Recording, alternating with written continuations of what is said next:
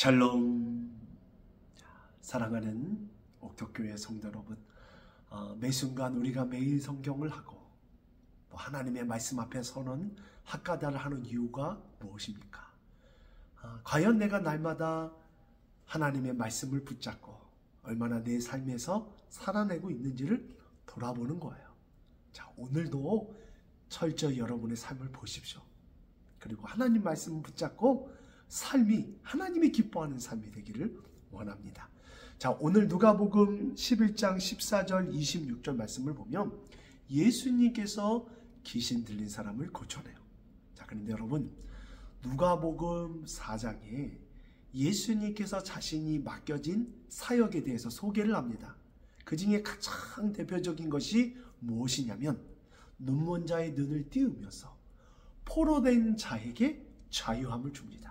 즉 귀신 들린 사람들, 악한 영이 붙잡혀 있는 사람을 자유케 하고 해방케 하는 역할이 메시아의 가장 큰 역할을 합니다.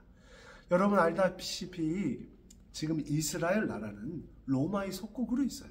아마 그 어떤 때보다도 메시아를 기대하는 시대, 메시아가 어떠한 모습으로 올지 가장 잘 알고 있는 때가 이때입니다. 자, 그렇다면 예수님께서 귀신 들린 사람을 쫓아냈다면 어떻게 해야 돼요? 이야, 메시아가 이 땅 가운데 오셨구나, 예수 그리스도가 하나님의 아들이구나 믿으면 되는데, 오늘 본문에 보면 두 부류의 반응의 모습이 있습니다. 한 부류는 15절 말씀을 보니까 그 중에 더러는 말하기를 그가 귀신의 왕 바알세불을 통해 귀신을 쫓아냈다고 합니다. 그러니까 예수님을 메시아라고 얘기하는 게 아니라 귀신의 왕 바알세불의 힘을 입었다고 얘기해요.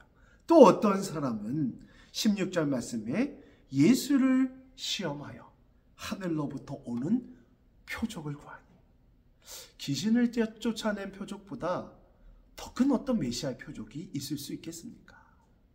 자신의 것으로 꽉 차 있는 사람은 메시아 대신 예수를 받아들이지 못해요. 그리고 예수를 향해서 귀신의 힘을 입어서 그 사역을 행한다고 합니다. 자, 그런데 오늘 이 말씀을 묵상하는데 은혜가 되는 것은 그렇게 수많은 사람들이 예수님을 밀어내지만 하나님께서는 그러한 상황 속에서도 하나님의 구원의 사역을 이루어가고 계십니다. 그리고 여러분 알다시피 이렇게 수많은 사람들이 예수님을 밀어내지만 예수님은 십자가를 완성하셨고 부활을 이루어내셨어요. 사랑하는 햇살 가득한 옥토교회 성도 여러분, 때로는 우리의 앞에 이루 말할 수 없는 벽이 있고 어려움이 있지만 하나님을 붙잡고 나아가는 우리를 쓰러뜨릴 수는 없어요. 막을 수는 없어요. 왜? 우리 주님이 전능하시니까.